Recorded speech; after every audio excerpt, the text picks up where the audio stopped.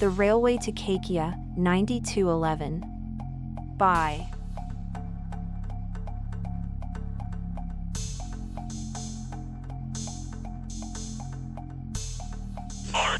Tales.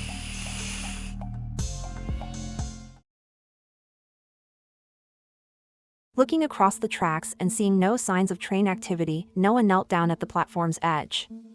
He placed his hand on the concrete, and feeling no vibration to his touch, he thought to himself, "Screw it, now or never." The drop was less than 1.5 feet, so what could possibly go wrong? Keeping one hand on the concrete, Noah jumped down and began looking both ways for any activity or signs of trains. Truly feeling comfortable the coast was clear, he looked up at Cara, who was now showing a brief sign of hesitation.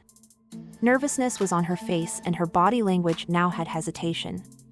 Noah, realizing there was no time for delay as a train could come any second, held his hands up like a parent reaching out to a trusting child. "Come on," he said, "we don't have much time." Cara leaned forward, lightly attempting to peer down the dark tunnel to her right. "Come on," Noah commanded more harshly than before. "Trust me, we got to do this now." Cara, feeling the urgency of the words, bent her knees and leaped into her boyfriend's arms without question. Noah's hands, sweating evenly under her arms, gripped, preparing to take her weight, but as he stepped back to brace himself, his foot caught the edge of the track, causing him to stumble backwards. With a light sigh, he fell on his back with Cara landing on top of him. He closed his eyes, taking a deep breath, regaining his composure. As he opened them, Cara was staring him right in the face. A light smile slowly worked its way across her chin and then worked its way across his. The two of them began to laugh. "Nice catch, my good sir," Cara said, beginning to giggle uncontrollably. "Why, thank you," Noah said with a playful grin. Although his back hurt a little bit, he wasn't going to complain about his beautiful girlfriend laying on top of him until an unfortunate truth gripped him. The two abruptly stopped laughing as the tracks beneath them began to vibrate. In one motion, both their heads shot toward the tunnel to see the light in the distance. The train horn blared, indicating it was time for them to get up. Noah rolled Cara off him, leaping to his feet. She sat up and started gazing down the track. Noah, without any hesitation or thought, immediately grabbed her, and the two began to rush off the tracks. Seconds after clearing the first rail line, the train came barreling from the tunnel and screeched to an abrupt stop. The two of them looked up through the window as passengers just glared down at them. "Hey!" a male's voice shouted from the other side of the train. "Are there two people on the tracks?" The two of them looked at each other in panic. Noah grabbed his girlfriend's hand and started to run towards the third tunnel. She pulled against his tug, leaning down to grab her leg. He looked back at her. "What is it?" he said, the panic visible in his voice. "I don't know, I think there's something wrong with my ankle," Cara replied. Her reflection showed both concern and embarrassment. Noah looked back up to the train. Many of the passengers who were disembarking now seemed to be huddling on the far side of the train around whoever shouted. "It must be someone who works here," he thought to himself.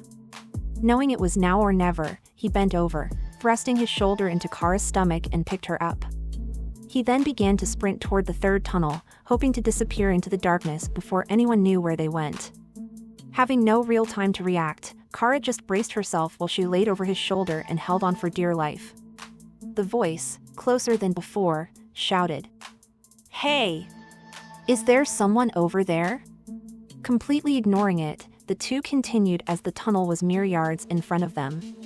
Clearing the second track, he pushed everything he had, turning to disappear into the dark tunnel. Making the turn, he immediately stopped, setting Cara very carefully on the ground. The tunnel was tall and long with no visible exit. Besides themselves, they were roughly 5 feet apart on each side of the tracks, and yet he noticed something visibly odd. About 10 feet into the tunnel, it seemed that the tracks continued but there were no rails. As he attempted to catch his breath, he looked down to Cara, making sure she was good. He knelt down. "Are you okay?" Lightly panting herself, she nodded her head.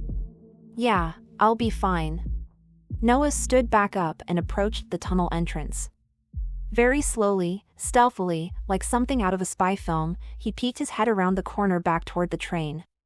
Scanning his eyes along the station that was now littered with people, he could see what appeared to be two officers talking to an employee of the station. The train's whistle then went off as the doors shut and it began to depart. Panicked, he pulled back from the tunnel, putting his back against the brick wall. "What is it?"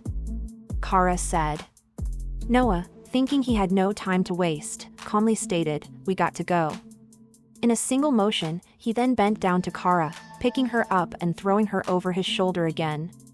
She shouted out, "What is it? What's going on?" Noah said nothing. Adjusting her in place over his shoulder, he wrapped his arms around her legs and, placing his other hand on her but to brace her, began to run with all his might.